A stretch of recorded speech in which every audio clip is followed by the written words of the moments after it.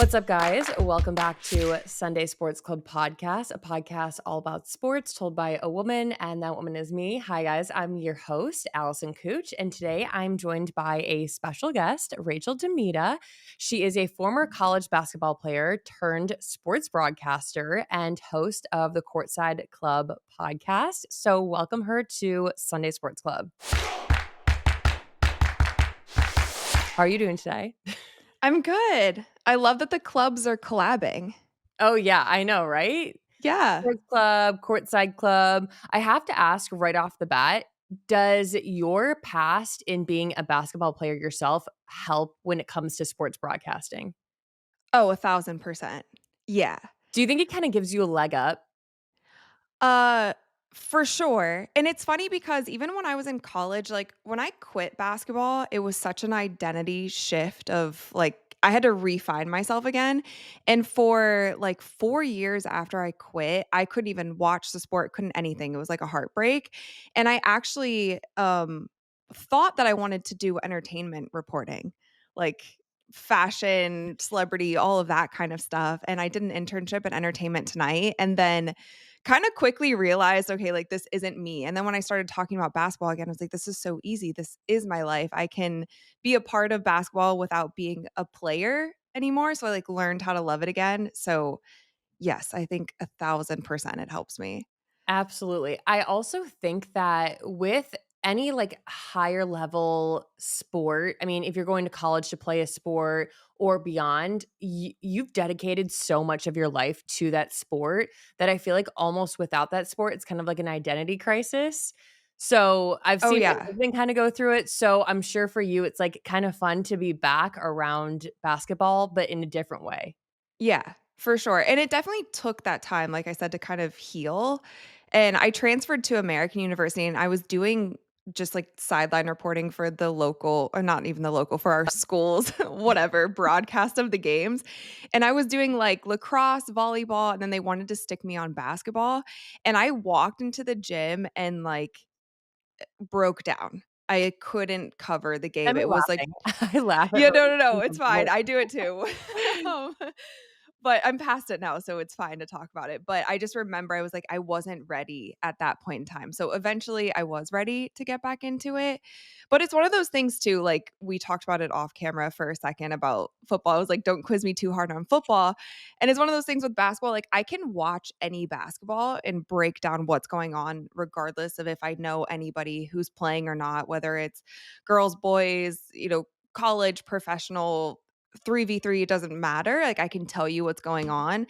And I think that just gives me a leg up when being able to like be an expert, but it's Mhm. kind of like I put in 15 years of my life learning the game, not even knowing that I would be, doing this later on. No, So, absolutely, and for those who might not be familiar with your full story, how did basketball first become such a big part of your life? like when I was a kid. Yeah. Well, it's funny because I started with, like, all the sports, and I started Mhm. in gymnastics, which I do now as an adult, which is I just came from class last night, I love such a that. hobby of mine. Yeah, it's so much fun, but I started in gymnastics, and then I kind of did all of the sports after that, so softball, basketball, track, cross country, and I was the worst at basketball, like, I was so bad naturally, and I was naturally kind of good at everything else that I tried, but for some reason, when I was, like, 10 years old, I was like, "I really like this one. This is the one I wanna do." Because when you're a kid, you're just like, pick the one that's most fun. Yeah.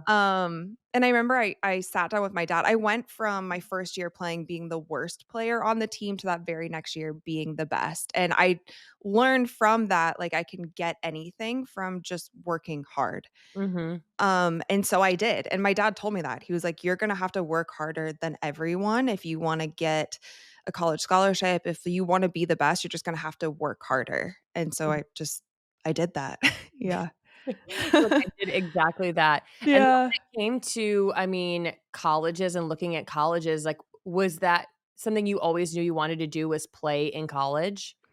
Yeah, so my dream was always to get a full ride. I wanted to play Division 1, And I never wanted to play professionally. And I think even if you look at my content now, like I cover the WNBA a lot now because I see how it's growing. But when I was growing up, I went to WNBA games and I saw the arena wouldn't be full. Like we would sit courtside, we'd pay like $50 for some courtside seats. And I would watch college games and then those arenas would be full. Like we used to go to Tennessee Lady Vols games because I loved them. And I just like saw the atmosphere and I was like, I want to do this, but I don't want to do this because it seems like such a grind. I knew the women weren't getting paid a lot. And so I feel like that's why I'm such an advocate for it now, is because I want girls who were me to Yeah. have the opportunity to have, the big stage in the WNBA because all those players deserve it. But anyway, yeah, I knew from probably about 7th grade that I wanted to play in college. And I'm the first one in my family who's ever played college sports. And so honestly, we were really naive to the process. And it's just kind of crazy when you're getting recruited and you're getting all these letters and then going on visits and this and that. And I picked the wrong school, like 1,000%. I didn't enjoy my Like, experience. I'm And gonna be that's, very raw and real, I picked the wrong one. yeah, I absolutely did because I basically just picked the school on the best program at the time. And at the time, they were like a top 10 program. And so I was like, I got to take this. I that wasn't the right choice because I didn't wanna play after. So, like, I should have chosen a school where I knew I could get a great education, where I got along with the team better. Another thing that we were really naive to is, like, I was never really close with the head coach, but I was really close with the assistant coaches, and then once I got there, the assistant coaches were gone. And I didn't even know that could, like, be a thing, you know what I mean? But it happens so often. And college athletes now, and it was another thing too, I got an internship early at ESPN and I wasn't able to take it. And so that Yep. was also something I was like, wow, I'm not able to set myself up for after this. But now there's just so many more opportunities with NIL. And then also the fact, like, if you don't like your school, you can transfer. If Yep. I couldn't transfer, or else I'd have to sit out a year. And it was like, so things are very different. We were naive to the process. It's fine. Everything has worked out how it is. But I probably would have played all 4 years if I picked a different school, like 1,000%. Yeah. It is crazy looking now at the difference in experience that college athletes get based off of NIL and the transfer portal, because I remember when my husband was playing football, it was like there's nothing else you can do. Don't even think about trying to do Yeah. anything else or set yourself up for success later on. Like, and you mentioned it, like, even an internship is, like, technically, like, not wasn't supposed to happen, like, any type of job or income outside of your sport, you're not allowed to take, and now I feel like these collegiate athletes are able to, like, fully take opportunities, and that's great, and I love that for them, but I think about all of the athletes who were before them that graduated college, didn't go pro, and had to find a way to all of a sudden get experience in a job, and it's like you're already behind so many steps because everybody else in college was able to do that. Yeah. And I think too, like, hopefully things have changed more now, but I definitely felt like I was not getting set up to succeed in life after basketball at all. It was Mhm. like even some of the classes that I was forced to take just because it fit in with practice schedule, and they kinda sell you a dream too when they're recruiting you. It's like, "Oh, you can do all these things." Then you get there and it's like, "Yeah, just kidding. No, can't do any of that." So, like, I couldn't even major in what I wanted to major in because it didn't fit in with our practice schedule and what classes the other girls on my team were taking. And Which is so, yeah, crazy. yeah, It's like, and you here's your find out free education, but, like, you don't even get to choose what you're educated in. no. And, like, that was something that was always been really important to me was school and getting a good education, but my coaches didn't care about that. They're like, "Nah, we just need you to perform." So, Like, "No, I'm trying to keep my job, so you better play well." yeah, exactly. If you Yeah, could it go was back, crazy. do you know what school or schools you may have chosen? It's funny because I remember one of my favorite schools I was getting recruited by was Manhattan College, which is like a very small Division 1 school in New York. But I just remember I loved the team. I kind of just loved the culture there. But again, that was a small D1 school, and then I get offered from this powerhouse school at the time in Old Dominion with a coach who is legendary, Mhm. and it's like, how could I pass that up? But Yeah, probably that honestly, like, Hofstra was another one. They're smaller schools, like, on the East Coast. I should have taken probably more visits too. Mhm. Yeah. I just should have gone to, like, to a smaller D1 school or one that was, like, maybe a big D1 school, but cared a little bit more about, like, preparing you for life after basketball, not just cranking you out as a basketball player. Honestly, I think back to, like, I went to Michigan State, and athletes at Michigan State were treated so differently than where my husband went to college, which is Notre Dame. Notre Dame, it was, Oh, like, wow, yeah. academics first, and, Yeah. like, you have to have, like, a certain grade. Well, I'm sure that is across the board with, like, a lot of different colleges, but it was very, like, emphasis on the education, and, like, you have to uphold this, like, Notre Dame value, and then Michigan State, it's like, "Oh, yeah, like, just slap it on Yeah, there, like, you'll exactly. be good, If like, as you're long as failing, we'll you're." just give you extra credit, and then you'll be back on the field, like, Even the it's professors were in on it, but at yeah, Notre oh, for Dame, there sure, was they were at our school too. Like, our girls on the team would be failing, and all of a sudden, it was like, "Oh, I did extra credit." I was like, "What is going on? This is crazy." well, it's crazy to see, like, where you are now today. I mean, you're a big voice when it comes to the NBA and WNBA. Have you seen a huge change when it comes to sports media in the space? Yeah, I think not to, like, toot my own horn, but I feel like I've been a little bit ahead of the curve because I've kind of lived in this digital space for a long time. Mhm. And now it's just funny seeing, like, the ESPN, the NBCs, all of them trying to now get into the digital space when it's like, we've kind of all been here. Mhm. And so I think that's cool in a sense because everybody has a voice now. And you're also seeing with athletes too, like so many of them have their own podcasts and different things. So they're not even reliant on big media anymore. Like they can film themselves and go on TikTok or they can film their own show and put it on YouTube. And so I think that's changed a lot in the space. And then also like you see what Adam Silver's done with the NBA in general, just it's just crazy how much it's expanded globally, and I Mhm. think that's going to continue to happen. Now, a lot of people are complaining about how many games are across, like, a million different networks, and now I just saw something on Twitter, it says it costs, like, $650 for the season in order to watch every game, like, to, like, buy the Amazon Prime it's happening in the NFL too, though, Yes. actually. No, Yeah. it is every game except for Sundays is, like, on a different network, and you have to buy the subscription, and then you watch, and it's crazy because Yeah. you used to be able to buy, like, NFL Sunday Ticket and get all of the games, and now that's just not a possibility anymore. Yeah. So same thing's happening with the NBA. And NFL's also going global too. Like they've been playing games in Europe and such. So I don't know. Did that answer your question? Yeah. I feel like Yeah. the media landscape is changing a lot. When it comes to my self-confidence, it's not just the outfit I'm wearing or the way that my makeup looks. A lot has to do with my hair. Full, thick, long hair makes me feel confident.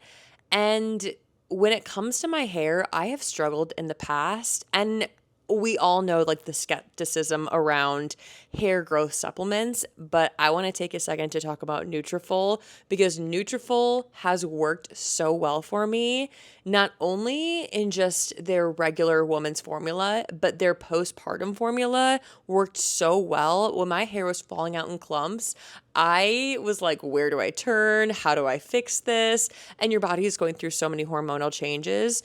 And I was like, oh, let me try Nutrafol because I had loved it before with their regular woman's formula. And oh my gosh, it within a few months, I noticed a noticeable difference in my hair, not only in the thickness and like how much was coming out in the shower, but also just how healthy it was looking. And you've probably seen a million ads for hair growth products and thought, sure, like does that actually work? And for me, I've found that Nutrafol isn't like the rest of them. Nutrafol is physician formulated, clinically tested, and dermatologist recommended. It is the number one dermatologist recommended hair growth supplement brand trusted by over 1.5 million people. You can feel great about what you're putting into your body since Nutrafol hair growth supplements are backed by peer-reviewed studies and NSF content certified, which is the gold standard and third-party certification for supplements. So see thicker, stronger, faster growing hair with less shedding in 3 to 6 months with Nutrafol. For a limited time, Nutrafol is offering our listeners $10 off your first month subscription and free shipping when you go to Nutrafol.com and enter the promo code Sunday. Find out why Nutrafol is the best-selling hair growth supplement brand at Nutrafol.com, spelled Nutrafol.com, promo code Sunday. That's Nutrafol.com, promo code Sunday. When I think about the holidays, I think about tiny moments with my pet, the ones that make the season bright, and that's why I'm joining Chewy Claus, who's out here making pet wishes come true. From November 4th to December 24th, share your pet's wish at chewy.com/chewyclaus. It could become real, and it helps others too. Each wish triggers a donation of 5 meals to shelters and rescues across the country. Submit through the Chewy app, and they'll double the donation. A wish for a pet really is the wish that keeps on giving. You guys, I love Chewy when it comes to anything and everything for my pets. I have a cat and 2 dogs, as you guys probably know. And when it comes to the holiday season, I'm not stopping at getting gifts for my daughter. No, because I have 3 children that I had before my human child, and I'm trying to make the holidays just as special for them as I'm making it for my human that I have. So this is such a great way to write down all of your pets' wishes that they might have. And it can help others too, because again, each wish triggers a donation of 5 meals to shelters and rescues across the country. I think we can all agree that every pet deserves a wish come true. So send your pet's wish to chewy.com/chewyclaus and it might become a reality. Plus, your wish means Chewy will donate 5 meals to pets in need. The older I get, the more I find myself wanting to be more intentional about the way I live, the way I eat, and the way I take care of my body. So I want to take a second to talk about Mosh, which you may have heard about on Shark Tank, which is founded by Maria Shriver and her son Patrick Schwarzenegger with a simple mission to create a conversation about brain health through food, education, and research. So Maria's father suffered from Alzheimer's, and since then, she and Patrick have dedicated themselves to finding ways to help other families dealing with this debilitating disease. So Mosh joined forces with the world's top scientists and functional nutritionists to go beyond the average protein bar. Each Mosh bar is made with ingredients that support brain health like ashwagandha, lion's mane, collagen, and omega-3s, plus a game-changing brain-boosting ingredient that you won't find in any other bar. Mosh is the first and only food brand boosted with cognizin, a premium nootropic that supplies the brain with a patented form of acetylcholine. And the best part is that Mosh bars actually taste great. They come in 9 mouthwatering flavors, including 3 new plant-based flavors: chocolate chip cookie, hazelnut chocolate chip, and peanut chocolate chip, which the peanut chocolate chip is my favorite. If you want to find ways to give back to others and fuel your body and your brain, Mosh bars are the perfect choice for you. Head to moshlife.com/Sunday to save 20% off plus free shipping on the bestsellers trial pack or the new plant-based trial pack. That's 20% off plus free shipping on either the bestsellers trial pack or the plant-based trial pack at moshlife.com/Sunday. Thank you, Mosh, for sponsoring this episode. Well, I've even seen it for myself, which I don't follow basketball like super closely. I feel like I'm definitely more of the football, obviously. But when it comes to basketball, it's even interesting to see the change go from like, oh, the WNBA, it's like the arenas are empty, yada, yada, yada. Like, I mean, what, like 5, 6 years ago. And now there's this huge boom, like, oh no, like people are tuning in, like the drama's coming in off the court, like people are obsessed with the WNBA now, and it's so, like, I'm sure refreshing to see as, like, a female athlete yourself because Yeah. now these women are finally getting, like, the applaud that they deserve. For sure. And that's why I've been screaming at the top of my lungs to, like, leadership, ownership in the W, like, "Please do not mess up this moment, like, please don't fumble it." You know what I mean?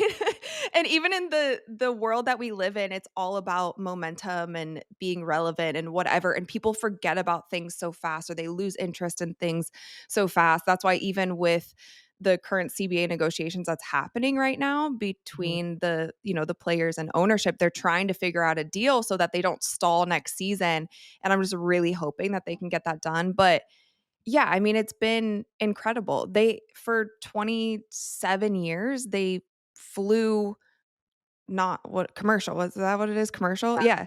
Like, not no, then they finally have private thanks to Caitlin Clark, but like private jets as of last season. And it's like even little things like that just continue to elevate the games. And you have like the Golden State Valkyries, who is a brand new franchise. They sold out every single home game in the Bay Incredible. Area in Chase Center. And that's like over 18,000 people can go in that arena. And so that stuff is just so cool to see. And so I just hope that, Adam Silver helps out a little bit in these negotiations and everybody who's like on board, like help this league and continue to prop it up and do what needs to be done to make sure that this momentum and this moment doesn't go away. We've Absolutely. been waiting for this, so it's here now. I couldn't agree more. It's crazy the shift, and I actually got a chance to sit in the NFL ownership meeting with all of the NFL owners and head coaches, and they made an emphasis on how interested women were in football these days, and I'm like, "Yeah, like, let's keep it going." Like, Yeah. yes, like, we've been around for this entire time, but now we're seeing media actually, like, showing off the field and, like, more of the intricacies, like, in and around the sports world, and people are interested, so, like, let's keep the momentum going. What do you think that is? Why more women are into football now? I think that it has to do with a lot of, like, off the field. I think originally, like, football was just viewed as such, like, a stats forward sport, and it was just like, "Okay, like, here are the guys getting traded, here are the transactions, like, let's talk about the analytics and, like, let's talk about Yeah. if we think this team's gonna win." And now it's like you see some of these players off of the field on social media, in and around, like, just, like, giving back to their community, and I think you're seeing more of, like, the full picture stories, and I think also, like, a huge part that goes into play are, like, the wives, the family, like, they're showing Mhm. the whole world, and I think it's making people realize, like, it's not just, like, stats and, like, boring shit. It can also be very interesting. Didn't they used to say too that men who played football had, like, helmet syndrome because we didn't really, like, see their faces that much, and so, like, NBA, obviously, they would get recognized and stuff a lot more, but I feel like in the NFL, there's more kind of stars being born because you are seeing that off-field stuff more so. Absolutely. Yeah. And I also think, like, a huge part that goes into that is NIL now too. You see these guys getting, like, $1,000,000 of money and, like, contracts getting thrown at them before they even step foot into the NFL. So then all these, like, college fans are now, like, being pulled into the NFL, and I think it's just, like, you're rooting for, like, people specifically rather than just, like, a full team. Yeah. But the For helmet sure. syndrome is crazy because if you're not a well-known player, people don't give a shit who you are. I mean, you walk into a room and people are like, "Wow, he probably does something because he's 6'6" and 300 pounds," but, Right? like, probably Yeah. expect that, but aside from that, yeah, the helmets I'm sure when it comes to basketball, it's just like and there's just so many more football players on each team. Yeah, and, like, my husband also plays professional basketball, I don't know if you knew that, but, like, We're gonna men's get into that next, so okay. I was like, men's egos are already, like, huge, and then athletes are it's even bigger, and I get that because you have to kind of be in that mindset whenever you're stepping on the field or on the court, it's like you're kind of going to battle, you have to have that confidence in yourself, but then you add all of, like, the layers on top of that, and then football is such a violent sport in general also. literally. So, Yeah, yeah. I'm like, Anyway. football is kinda terrifying, but that's I a different love football, though. I think it's the how do I say this? Like, the best crafted it's like the perfect sport. I don't know how to explain it. It's like the perfect amount of scoring. It's the perfect amount of like every play matters. Mhm. It's so visually interesting to watch whether you know what's going on or don't know what's going on. Right. And it's also they're adding more games, but it's almost like the perfect amount of games too. I agree. I think Because it's still like every game matters, you know? Like yeah, NBA, not every game matters. MLB, they definitely don't matter because there's just right. like so many games. NFL, it's like you gotta win them. Yeah, you're tuning in and then conferences and divisions, like, it all matters. I remember when it was Yeah. only 16 games and that addition of a 17th game was like, oh gosh, like, the season's so much longer n it's like the season wasn't that much longer. Yeah. But I do wanna get into your relationship because you just got married to former NBA Andre Robertson. Did you guys meet through the basketball world? We did actually. We met at Final Four in San Antonio. Oh, wow. And he's from San Antonio, so he was there, but he actually it's like the biggest one of the worst injuries that you can get while playing any sport, but he ruptured his patellar tendon, and he did that, months like, a couple months before we met. It was probably, like, 3 months, and so OKC was playing in San Antonio, and he was actually just staying back for a day because he obviously wasn't playing, he was out, so he was able to, like, spend time with family and just we happened to be in the same city at the same time. Um, Ironically enough, like, he came to my basketball game first, so he actually saw me play basketball in person before I ever saw him play. It's kind of iconic. So But that when what year did you guys meet? that was 2008. Yeah, 2018. Yeah. Okay. Yeah. So I it's was kind playing in a of celebrity game, to be fair, it wasn't like a yeah, but I used to always play in this one celebrity game at the Final Four, and he came and watched. So, and then the rest is history. Well, he I mean, yeah. did you guys know each other when he watched you play, or was it like you guys didn't really meet until the Final Four? I had actually interviewed him years prior, but I've interviewed so many people, so I didn't think anything of You're like, "I it. didn't think about you." Yeah, it's no offense to him, but that's, you talk to a lot of people or whatever, and so I interviewed him for, like, 20 minutes, and then it was like, "Okay, see you later." But then we had been following each other on Instagram. He'll tell this story differently from, like, his perspective, but he actually posted in his story that he was in San Antonio. And San Antonio to me at the time was like a myth. I had never been there. I'd, like, been to Texas once. So I was like, "Whoa, that's so random. You're in San Antonio. I'm gonna be there." And, Right? like and I replied to his message like, "Oh, I'm going there tomorrow. Haha." And I really wasn't. Like, he definitely thinks I was trying to, like, hit on him or whatever. I really wasn't in that moment. I was just like, "Wow, he's Cool. also in this random city that I've, like, never heard of until last week." And then we just started talking. He was like, "Oh, like, what are you doing there?" I was like, "Oh, I'm playing in a celebrity game," and then obviously, like, working for Final Four. And he was like, "Oh, like, I'll come check it out." And I was like, "Okay." And you know how most guys are, they just, like, talk a good game. I was like, Mhm. "There's no way he's showing up." I was like, "There's no way he's coming to this." And he did. And so I thought that that was really cool, firstly. And then after that, we hung out the rest of the day. He actually, the Final 4 games, because my game was, like, in the morning, and then for Final 4, there's 2 games in 1 day on Saturday, and then Monday's the championship, so it was, like, on the Saturday. And he I was like, I have an extra 2 tickets, like, if you wanna come with me." And he was like, "Oh, sure." Little did I know, he had tickets that were, like, basically courtside for these games, and he gave those away to sit with me, and, like, my tickets weren't bad, but they definitely weren't Courtside. as good as his. Yeah, like, he had amazing tickets, but he just acted like he didn't. He was like, "Sure." And so him and his friend came. Yeah, we ended up hanging out that whole day. Oh, So, I love that. yeah. I have a controversial question. Yeah. How do you feel about the term "wag"? Oh, I don't mind it. You don't mind it? I No. know that a lot of like, there's a lot of, like, discourse amongst, like, "Oh, I don't wanna be, like, the wife of somebody," but I also feel like sometimes it could be like, "Oh, yeah, like, no, but that is my husband." Like, yeah, I'm proud of that. It's super fun. Like, I I feel like when I'm at his games, I feel like I'm in a game. You're like, Like, "This I'm is my so locked game in, too." like, half the time, and even when he was in Oklahoma and stuff, like, I would wanna sit by myself just so I could, like, lock in to his games. Like, I'm so locked in, and then he played in France last season, and I was, like, courtside for all of those games. I'm, like, yelling at the refs, like, I don't even know if some of them speak English. I'm, like, chirping players on the other team, like, there's even photos, and I would, like, post some from courtside, and people are like, "You look so mad." I'm like, "Yeah, because I'm also locked in." Like You're like, "This is just as much my game, and, like, I need to analyze this." Well, speaking of Yeah. that, so he stepped away from the NBA and started playing overseas. How did that change, like, your relationship, or, like, how did that change things for you guys? It's hard because I'm not living over there full time with him.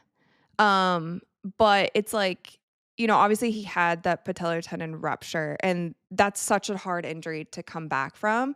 And Mhm. this is the healthiest that I've ever seen him. And it's just so incredible to see him like play at a really high level and play to the level that he's playing at.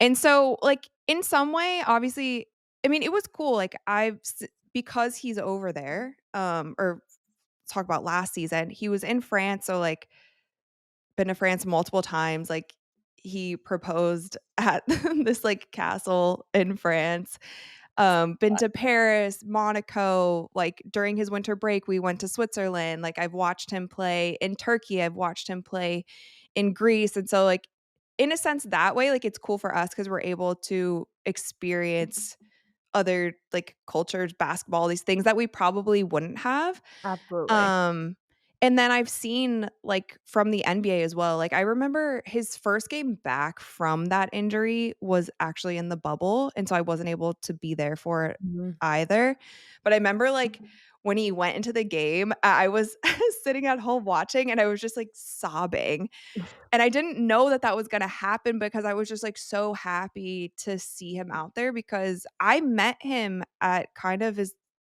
like, lowest, you know what I mean? Like, that was so hard for him, and I watched the setbacks and all these things, so it's been hard to be distant, and we talk a lot, and I visit him when I can, but if we're gonna be together forever, this is just a small chapter in our life, so And I also feel like it introduces, like, a different type of, like, adventurous side to your relationship that, like, otherwise you just wouldn't get.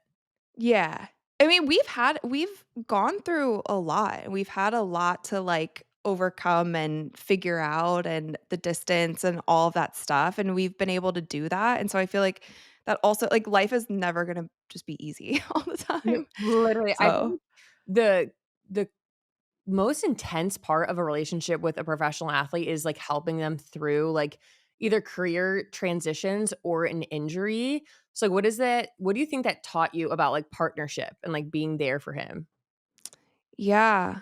Um, I think I can relate a little bit. Like, I'm also such a driven person, and so Mhm. it's like, I wanna support him however I can, and even when I'm talking about, like, me being courtside and me being locked in, it's because I care about him so much, and I want to see him be the best he can possibly be in every single game and every single situation, and, like, the injury thing, I never, luckily, dealt with any injuries in my career, like, any serious injuries, and so seeing that and just yeah, there's a lot of ups and downs. There's a lot of, like, mental stuff that goes with Yeah, that too, because there was even times when, like, his body was ready, but it's hard to, like, trust your own leg again because for of sure. what happened or, like, trust other parts of your bodies, and so, it's about communication too, like, him feeling comfortable enough to open up to me about certain things. Because also men are different. They don't wanna always be, like,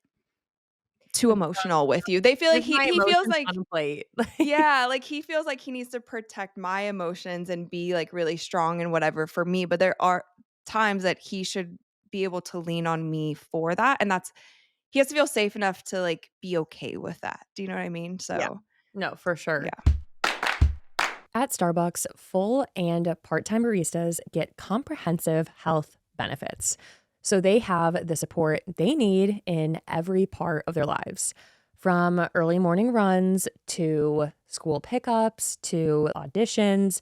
Because at Starbucks, Comprehensive health coverage, including dental, vision, and mental health care, is just the start.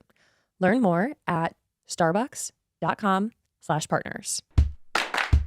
All right, you guys, Roback just dropped a 20% off site sale, no code needed. If you've been on the fence about trying their new lounge and legging sets, you need to stop what you're doing and get them now while they're on sale. They are the perfect gift too. I'm talking buttery soft pieces that somehow manage to be both comfy and pulled together. The kind of stuff you'll actually want to wear every day. These are the pieces that I am constantly reaching for. Something comfortable, but something that makes me look like I spent time on my outfit. And that's Roback. So whether you're shopping for your sister, your mom, or your best friend, or let's be honest, yourself, Roback has you covered, from their classic leggings and matching ready collection sets to their new game day crew necks for women. Yes, they are as cute as they sound. Every piece is that perfect mix of cozy and elevated. If your bestie's in her allergic to jeans era, or your work from home friend needs a little wardrobe upgrade, this is what I would recommend getting them. And with 20% off, you can cross a few names off your list without feeling guilty about adding to cart for yourself too. So here's your sign: run, don't walk. The sale won't last long. No code necessary on roback.com to get the 20% off. That's RHOBACK.com. Happy shopping. There's something about this season, whether it's the crisp air, the cozy layers, the unmistakable holiday scent. That's honestly my favorite part. Laundry Sauce lets you capture that in every wash. From fireside comfort to crisp sophistication, each scent is designed to set the tone for your day and now for the holidays. Himalayan Cashmere is their newest launch and their first ever hypoallergenic fragrance, created to be gentle even on the most sensitive skin. A soft blend of airy florals, sweet pear, and warm amber warms you in instant comfort, while a base of creamy sandalwood and Himalayan musk lingers like your favorite cashmere blanket. It's so sophisticated yet inviting, cozy yet elevated, like a quiet mountain retreat in the middle of the holidays. Australian sandalwood is warm, rugged, and quietly confident. Cedarwood, eucalyptus, suede, and amber create a scent that's clean and classic, like your go-to white tea. That one never misses and always makes you feel pulled together. So whatever vibe you want to set, the Signature and Essentials packages deliver the full experience: detergent pods, scent boosters, dryer sheets, and more, all designed to infuse your laundry with high-end fragrance, fight stains, and elevate your laundry to 5-star status. And here's the best part: Laundry Sauce is having their biggest sale of the year. Get up to 40% off site-wide for a limited time so you can stock up, gift boldly, or simply treat yourself to laundry luxury that shows up right at your door. No last-minute store runs, no heavy bottles to lug, just everything you need exactly when you need it. This holiday season, turn your routine into a ritual with Laundry Sauce. During their Black Friday or Cyber Monday signature sale, you'll save up to 40% off, get $75 in free gifts and free shipping at laundrysauce.com. It's the perfect time to treat yourself or gift the world's most luxurious detergent to someone you love. Have you guys ever played one-on-one? I mean, yeah, for fun, but I get destroyed. He's like one of the best defenders ever in in in professional basketball. Like I I call thought him you were like gonna say go-go I gadget destroy arms. him, and I was like, wait, I would love to see this. No. He destroys me. Like he's like has go-go gadget arms, and I'm sure like a lot of professional players can also attest to this. Like you feel like you have enough space to shoot the ball, and then all of a sudden he blocks it, and he's like he'll be like under the basket, and I'm like, oh, plenty of time, and then he blocks it. It doesn't make any sense. But yeah, just for fun. In my head, I can still beat my husband in a one-on-one, but then I'm like, wait, he's definitely 6'5" and like way bigger than me. But just in my Yeah. head, I like haven't tried. So I'm like, surely it wouldn't be that hard. But Yeah, no, it's impossible, and well, it's fine. yeah, It's it's fine. okay, right? Yeah. Like, we'll just leave it be. Yeah. Well, NBA season is officially, I mean, about to start, so it's in full force. How do you explain the beauty of basketball season for someone who's never been into it? Hmm. I think the beauty of basketball season, it's different now, I will say. I feel like Mhm. basketball season really ramps up around Christmas time because we're still and although the NFL is, like, also trying to steal that from us, Right. thank you very much. No.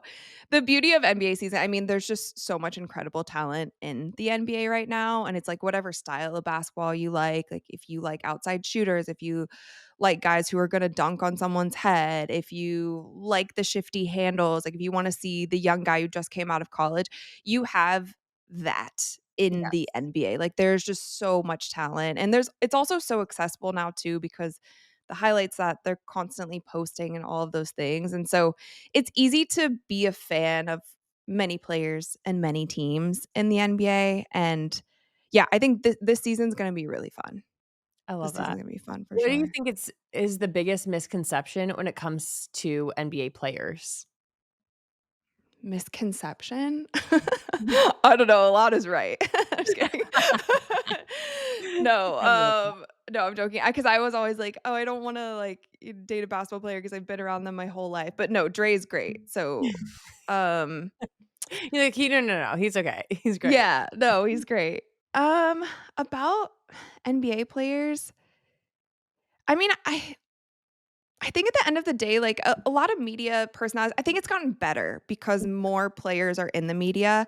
But it used to be like you kind of just talk about the guys or girls like they're not people. Right. And I think there is a thin line even with myself in media. It's like we have to be able to break down the game and what's going on the court, but you don't want it to like when it starts getting personal is when it starts getting weird, like, that dynamic starts getting weird, and then you're crossing over into territory, and I feel like most players can respect and appreciate, like, if someone has a bad game, you can talk about that. I mean, the biggest example, obviously, something unfolding at the moment is, like, the Stephen A. Smith, LeBron feud or whatever is happening. Yeah. It's like LeBron approached Stephen A. Smith when he was sitting courtside and, like, checked him about how he was reporting on Bronny, which is his son. So it's Right. hard to separate the 2 of them that now that they are both playing in the NBA because LeBron James, some people have him as the greatest NBA player of all time, and a lot of people have him at least top 2,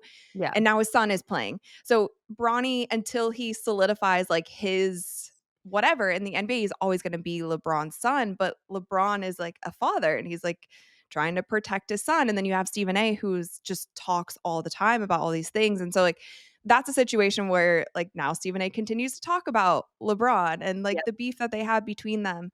Um, so I don't know if Super interesting. It's kind of yeah. a fine line to walk. Yeah, and it's, like, weird too because, like, you'll interview somebody and then you'll see, like, oh, they're such a kind like, I would say 99% of the interactions that I've had with any athlete that I'm interviewing has been good. Like, everybody is kind and respectful, and so it's like, you see that side and then you're like, "Oh, I don't wanna report that you had a bad game, but you had a bad game." Like, But, like, you shot 2 for 27, we gotta talk about it, you know? So, but I think most athletes are fine with that. It's just when mhm. you kind of cross that line. Is there a different vibe between NBA basketball and overseas basketball? Yes, And what would that be 1,000%. like? I think it's the fandom more so. The fans are so crazy in EuroLeague, and it's really cool to witness. Mhm. You go to like, there are some fan bases in the NBA that are pretty good, but it's nothing like EuroLeague. Like, they come with the flags, they have drums. If you're on, like, a rival team, like, there's a couple teams that are, like, in Greece that are rivals or, I think in Serbia, yeah, there's, like, just 2 teams in Serbia where they're, like, fires and stuff. It's, like, the kinda stuff that you see in international soccer is Yep. very similar to basketball. And it's just all about there's kind of that, like you just have that loyalty to your team that doesn't go away. Mhm. Regardless of who's on your team, like, you are loyal to that team. And I feel like in the NBA, it's a little bit different. Like, you'll follow teams around and you'll be fans of different teams. It's not like that in EuroLeague. And it was really cool to see. Like, there are some arenas that's so loud. They have the chants. It's kind of yeah, it's crazy, but it's really cool. I really I love enjoyed that. it. I might have Yeah. to go to my own, like, basketball game in Europe because that sounds like I just love when it comes to I mean, any sport, I feel like the fans really make it, like, what Yeah, it is. I mean, whenever I think of the teams I always wanted my husband to play for, it was, like, the Bills or the Chiefs because those fans are so diehard and they're like, for sure. "Oh," like, yes, the teams are good, but also the fans, like, make the games what they are. 1,000%. And do you know Victor Wembanyama? Mhm. So he actually played in France. He played for Asvel before he came over to the NBA, and that's what team like Tony Parker is one of the owners there. That's the team that my husband played for last year. But they had this fan section at Asvel where it was like they're like crazies or whatever when you talk about like it was basically like a student section that you see in Yeah, college, but for this team and it's the same people over and over. They come with the drums and the flags and the face paint and all yeah, this.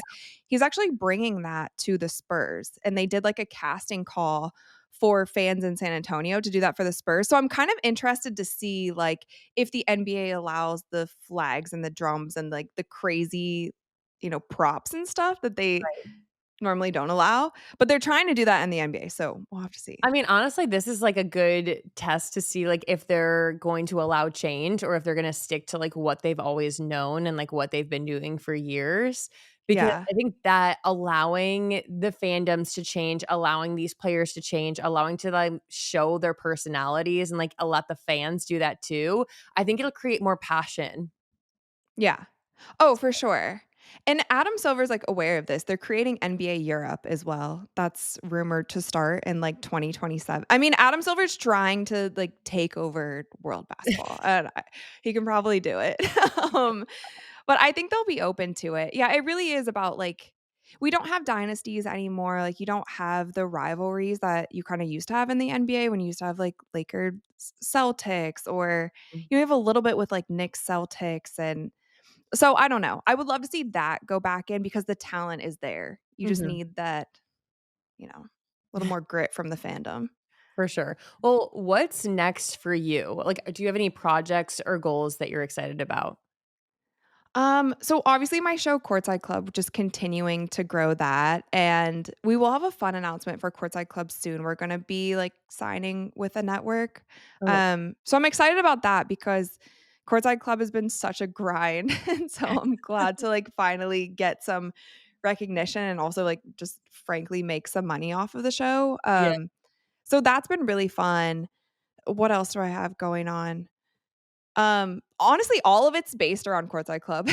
Just I like love that. yeah, I've really just gone like 10 toes down into Courtside, and I think this is gonna be a really big year for it, not Mhm. only covering, women's sports, but also the NBA also. So, yeah, just stay tuned for that.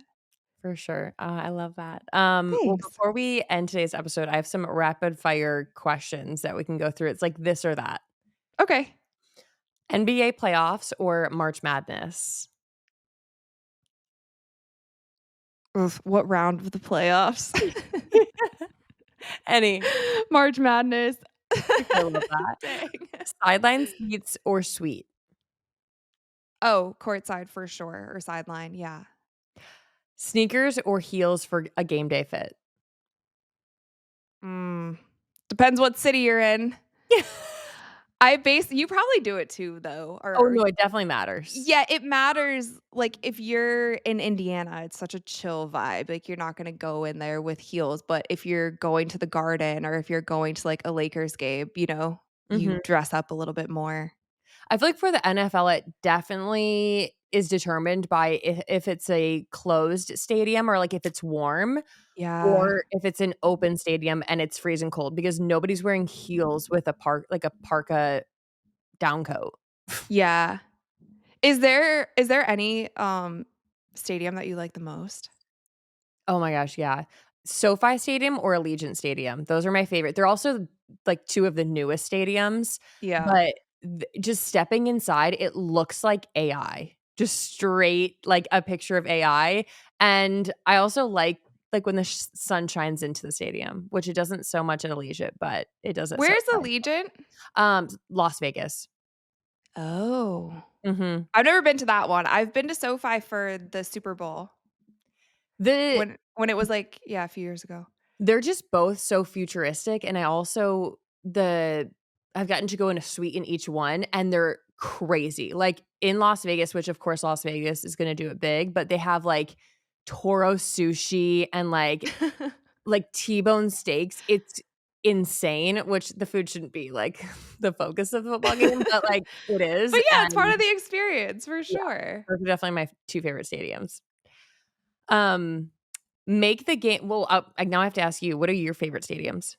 Or arenas? That's what it's called in No, basketball. no, okay, so I will say because, like, I hosted the Big 12 National Championship game at Jerry's World.